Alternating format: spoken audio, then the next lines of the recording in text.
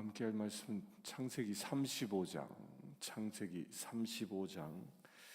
전체의 말씀 보겠습니다. 창세기 35장입니다. 먼저 1절부터 보겠습니다. 하나님이 야곱에게 이르시되 일어나 베델로 올라가서 거기 거주하며 내가 내 형 에서의 낯을 피하여 도망하던 때에 내게 나타났던 하나님께 거기서 제단을 쌓으라 하신지라. 야곱이 이에 자기 집안 사람들과 자기와 함께한 모든 자에게 이르되 너희 중에 있는 이방 신상들을 버리고 자신을 정결케 하고 너희들의 의복을 바꾸어 입으라. 우리가 일어나 베델로 올라가자. 내 환난 날에 내게 응답하시며 내가 가는 길에 나와 함께하신 하나님께 내가 거기서 제단을 쌓으려 하노라 하매 그들이 자기 손에 있는 모든 이방 신상들과 자기 귀에 있는 귀걸이들을 야곱에게 주는지라. 야곱이 그것들을 세겜 근처 상수리 나무 아래에 묻고 그들이 떠났으나 하나님이 그 사면 고울로 크게 두려워하게 하였으므로 야곱의 아들들을 추격하는 자는 없더라. 야곱과 그와 함께한 모든 사람이 가나안 땅 루스 곧 베델에 이르고 그가 거기서 제단을 쌓고 그곳을 엘 베델이라 불렀으니 이는 그의 형 낫을 피할 때에 하나님이 거기서 그에게 나타나셨음이더라. 리브가의 유모 드보라가 죽음에 그를 베델 아래에 있는 상수리 나무 밑에 장사하고 그 나무 이름을 알롯바굿이라 불렀더라. 여기까지 먼저 봅니다.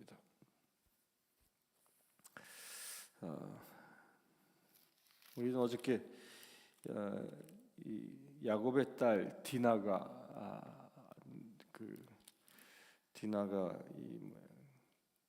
큰 일을 당하고 그러자 그의 오빠 시므온과 레위가 세겜 사람들 그 남자들을 다 이 칼로 쳐 죽이는 엄청난 사건을 우리가 보았습니다. 이 엄청난 사건이 일어날 때 이 34장에서는 하나님이 한 번도 등장하지 않습니다. 그러나 그 엄청난 사건이 일어난 이후에 하나님께서 야곱에게 찾아와 이제 다시 말씀하시는 겁니다. 이 35장과 이 앞에 보았던 33장 이제 에서를 만나고 세겜에서 살았던 34장의 그 기간까지의 시간차는 약 10여 년 정도일 거다라고 추정합니다. 그 약 10여 년 동안 야곱은 하나님의 원하시는 곳이 아닌 세겜에서 살았습니다. 그 하나님이 원하는 곳이 아닌 곳에서 사는 동안에 어떤 일이 일어났습니까?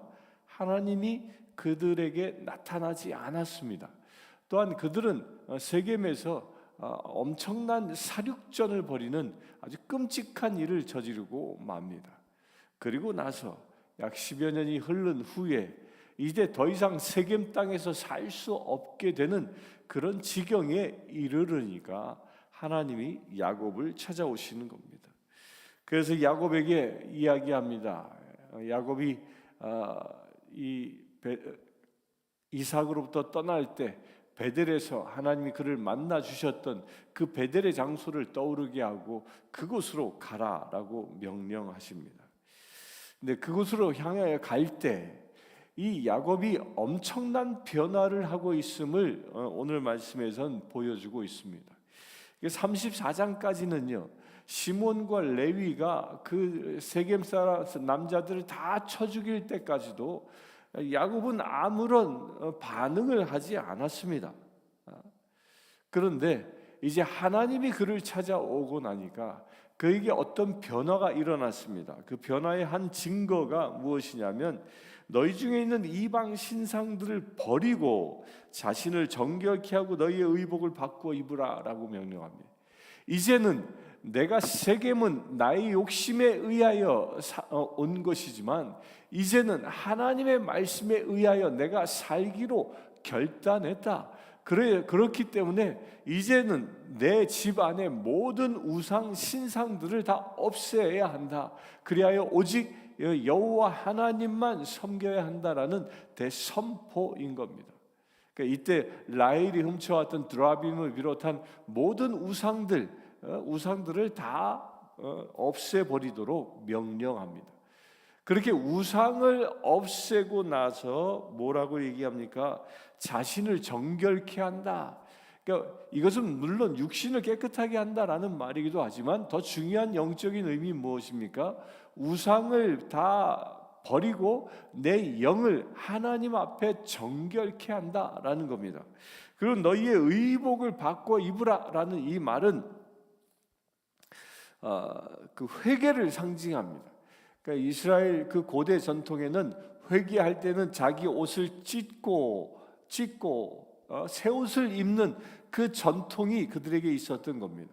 곧 새 옷을 입으라라는 것은 그동안 세겜에서 살았던 하나님을 모르고 하나님의 말씀에 순종치 않고 살았던 그 모든 죄들, 또한 그 세겜에서 엄청난 사륙전을 벌였고 도둑질했던 그 모든 죄들을 회개하는 표지로 옷을 갈아입으라라고 말하는 것입니다.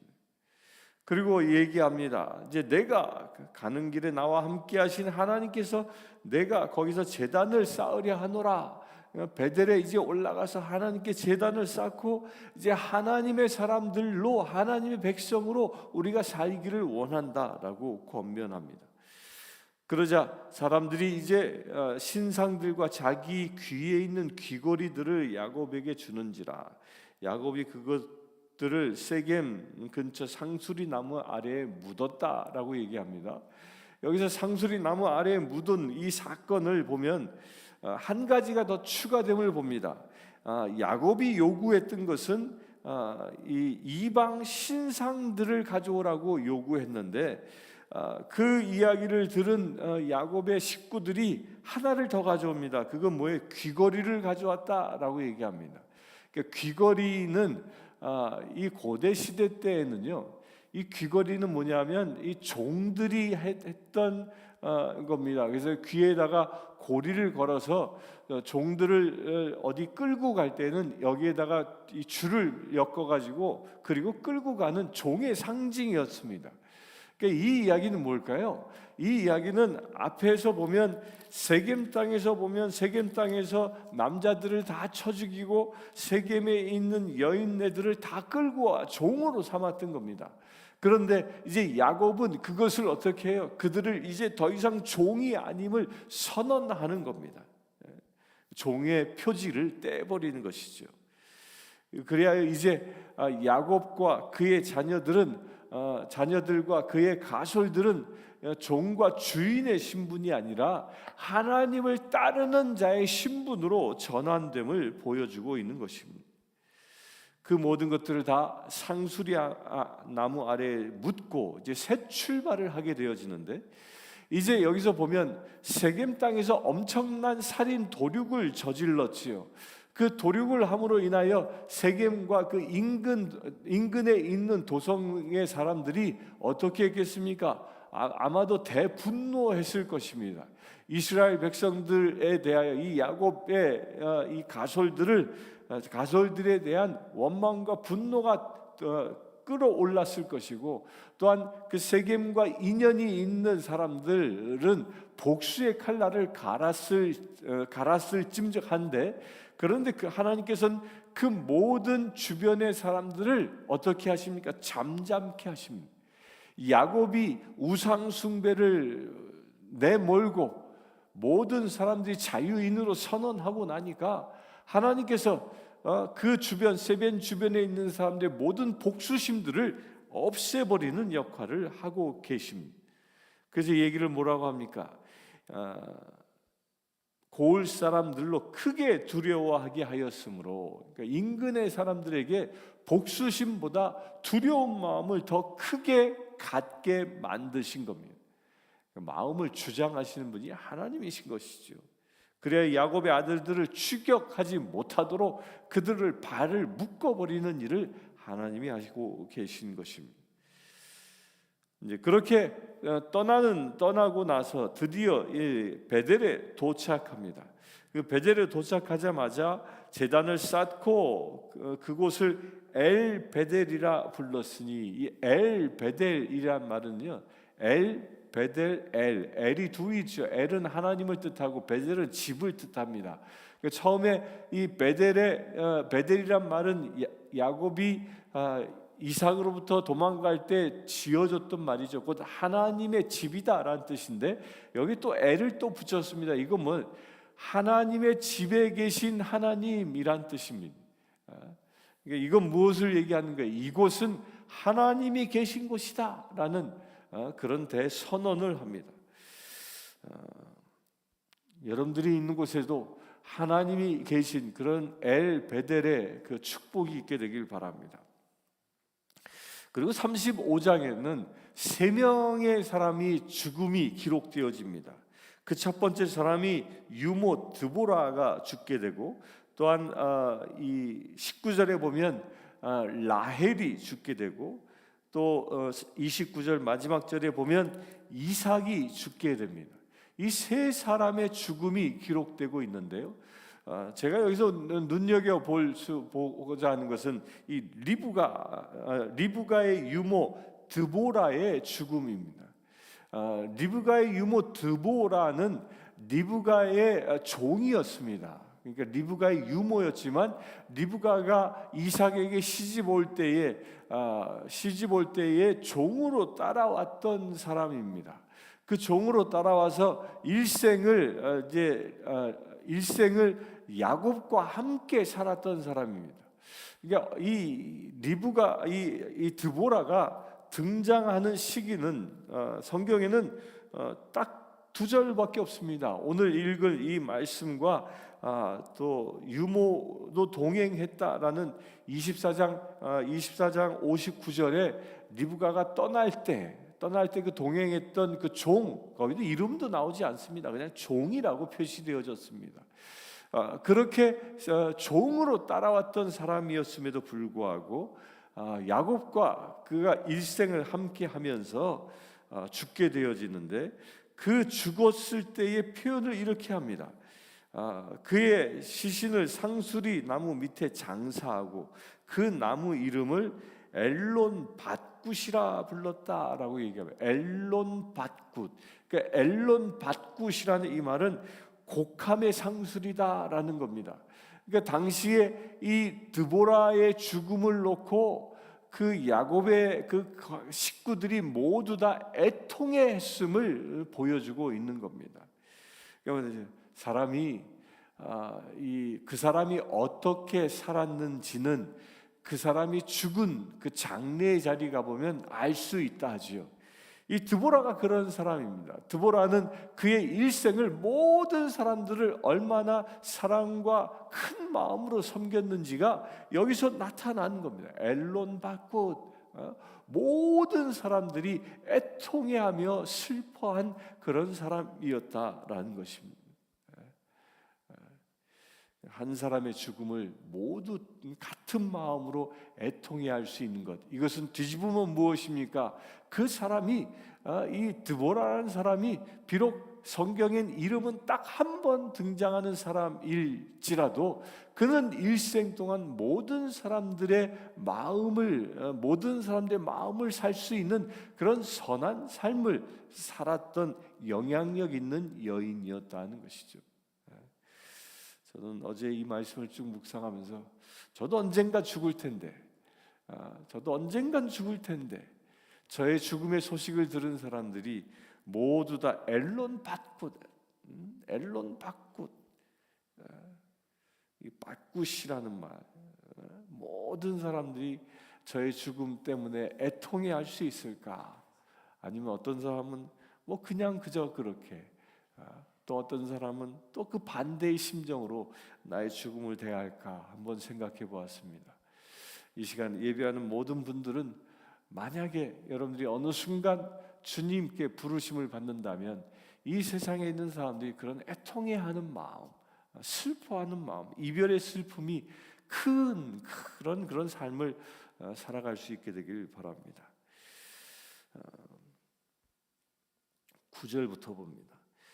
야곱이 밧단 아람에서 돌아오매 하나님이 다시 야곱에게 나타나사 그에게 복을 주시고 하나님이 그에게 이르시되 내 이름을 야곱이지만 내 이름을 다시는 야곱이라 부르지 않겠고 이스라엘이 내 이름이 되리라 하시고 그가 그의 이름을 이스라엘이라 부르시고 하나님이 그에게 이르시되 나는 전능한 하나님이라 생육하고 번성하라. 한 백성과 백성들의 총회가 내게서 나오고 왕들이 내 허리에서 나오리라. 내가 아브라함과 이삭에게 준 땅을 내게 주고 내가 내 후손에게도 그 땅을 주리라 하시고 하나님이 그와 말씀하시던 곳에서 그를 떠나 올라가시는지라. 야곱이 하나님이 자기와 말씀하시던 곳에 기둥 곧 돌기둥을 세우고 그 위에 전 제물을 붓고 또 그 위에 기름을 붓고 하나님이 자기와 말씀하신 곳에 이름을 베델이라 불렀더라. 이 말씀은 우리가 많이 기억하는 것이죠. 야곱이 에서를 피해서 도망갔을 때 사닥다리에 오르내리는 광경을 꿈에서 보고 또한 하나님을 만나는 광경이고 또이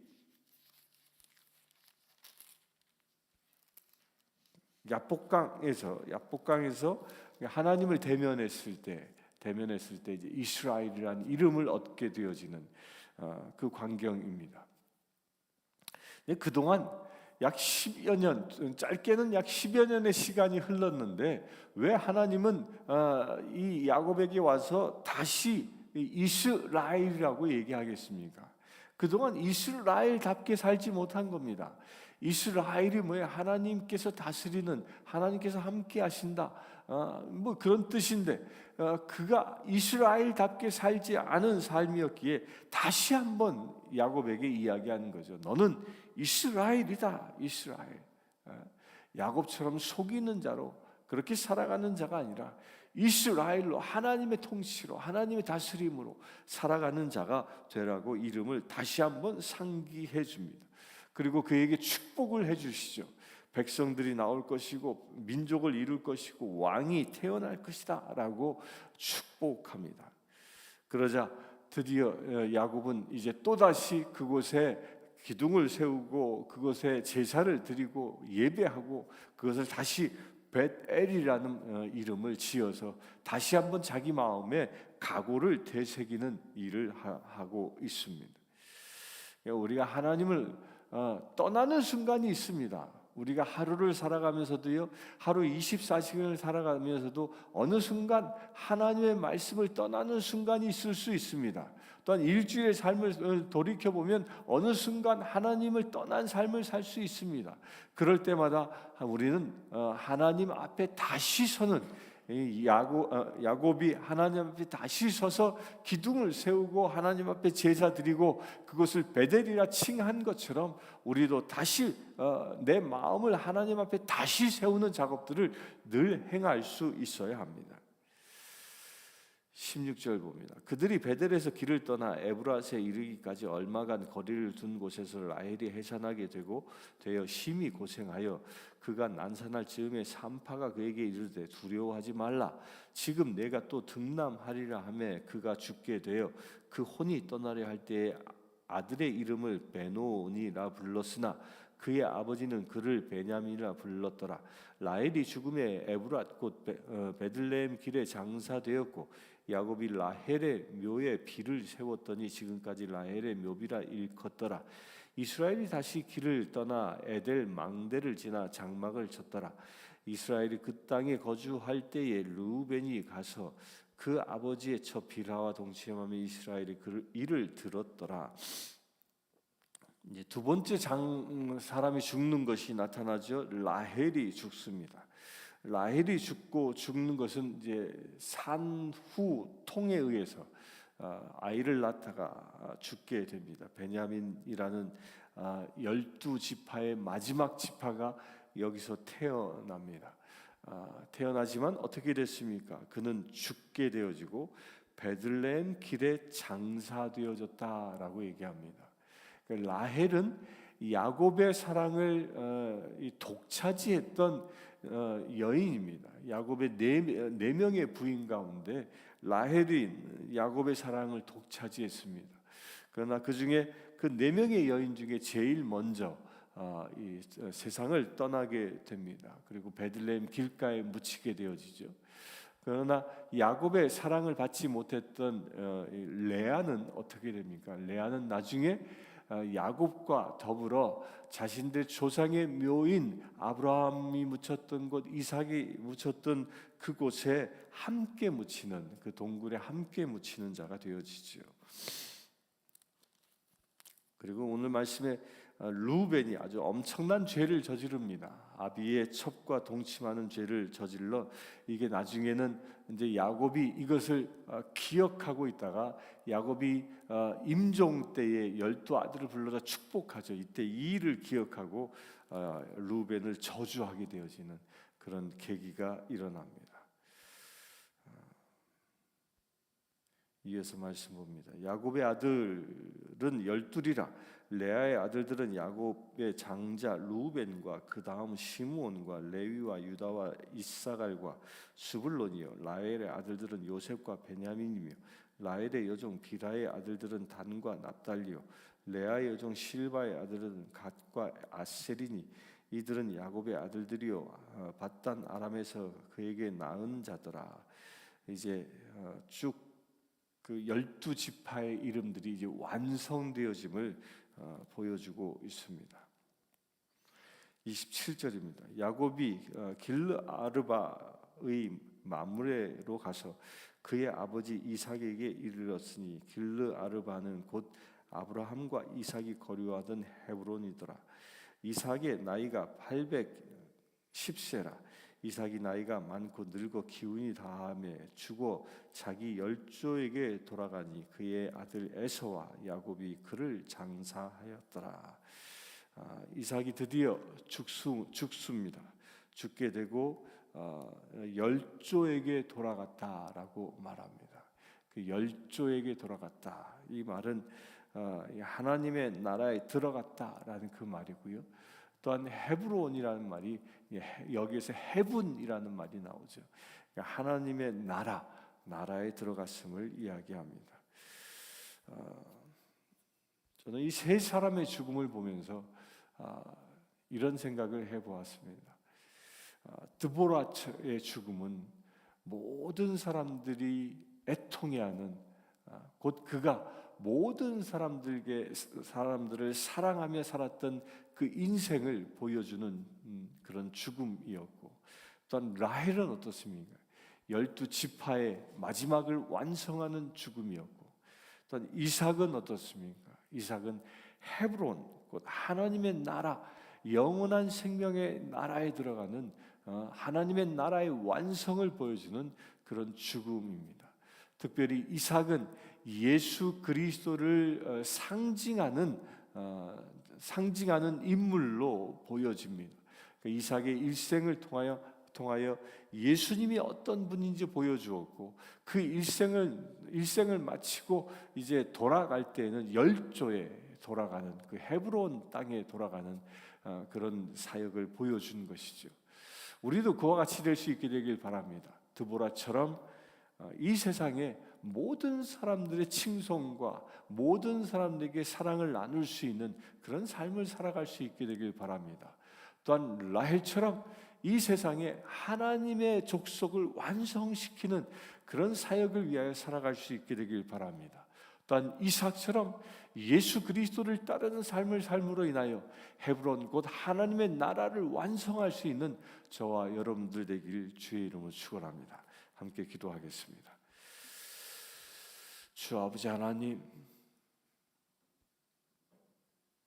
야곱에게 찾아오셔서 주께서 저를 이스라엘이라 말씀하신 것처럼 주님께서 우리에게 찾아오셔서 우리를 당신의 자녀라 말씀하심을 감사합니다.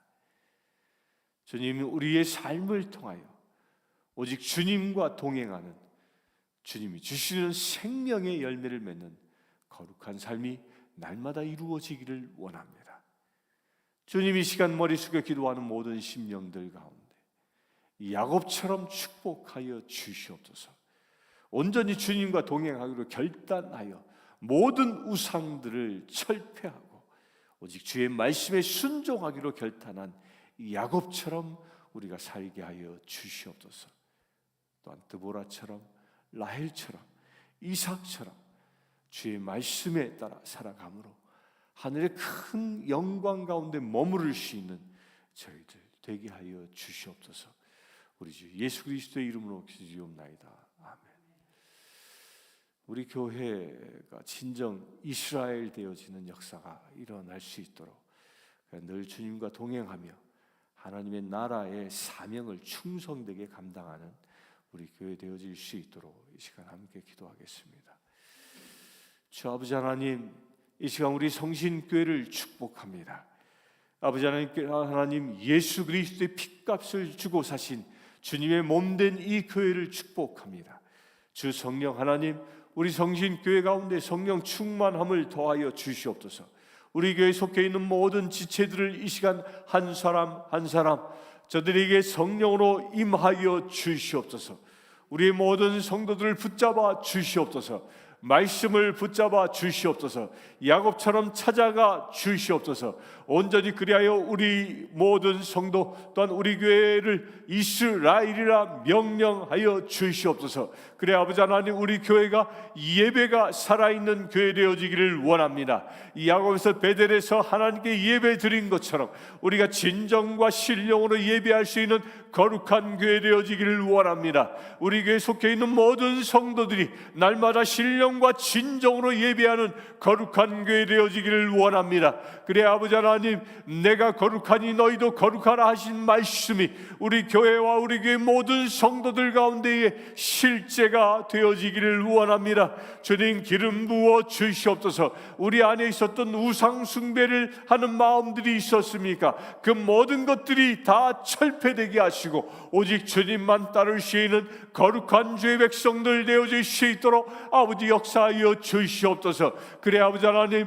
우리 성신교회가 주님께서 쓰시기에 합당한 거룩한 교회 되게 하시고 우리 교회를 통하여 이 땅에 온전한 복음이 증거되어지는 놀라운 역사가 일어나게 하여 주시옵소서. 우리 교회를 통하여 주의 사랑이 증거되어지는 놀라운 역사가 일어나게 하여 주시옵소서. 우리 교회를 통하여 주님의 백성들이 확장되어지는 놀라운 역사가 일어나게 하여 주시옵소서. 우리 성신교회를 통하여 헤브론 하나님의 나라가 완성되어지는 놀라운 역사가 이루어지게 하여 주시옵소서. 그래야 아버지 하나님, 이 교회가 인내 11 땅에 세우신 그 하나님의 참 비전을 온전히 성취할 수 있는 거룩한 교회 되어질 수 있도록 아버지 축복하여 주시옵소서. 또한 아버지 하나님, 이 땅에 우리 교회 더불어 세우신 수많은 교회들이 있습니다. 아버지 하나님, 이 땅은 일찍이 바이블 벨트라 하여 주님께서 하나님의 부흥을 허락하신 거룩한 땅입니다. 아버지 하나님, 그 부흥이 다시 일어나길 원합니다. 영적인 부흥이 일어나길 원합니다. 아버지 하나님, 지금은 이 땅의 약 50% 가까운 사람들이 주의를 지키지 않고 있다 합니다. 그들이 주님 앞에 돌아오는 역사가 일어나게 하여 주시옵소서. 새로운 바이블 벨트가 일어나게 하여 주시옵소서.